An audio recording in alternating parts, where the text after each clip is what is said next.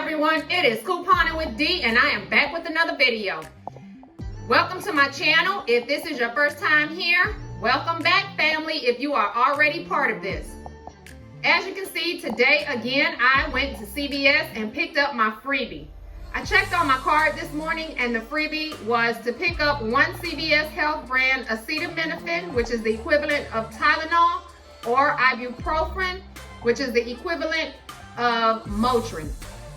Now, it specifically said that it was a 50 count and it excluded the gel caps. So this is what I found in my store. They did not have the acetaminophen. I just picked up 5 of these. Each one is priced at $5.99. The CRT attached for the free pain reliever. Total out of pocket was $0. This is all I have for you today. Come back tomorrow to see what tomorrow's freebie is. Remember that if you clip it today, you can use it up until tomorrow. So if you just want to wait and get Sunday, Monday together, you can do that. Otherwise, remember that if you don't clip it, you lose it. All right, as I said before, this is all I have for you today. See you on the next one. Enjoy your weekend. Bye.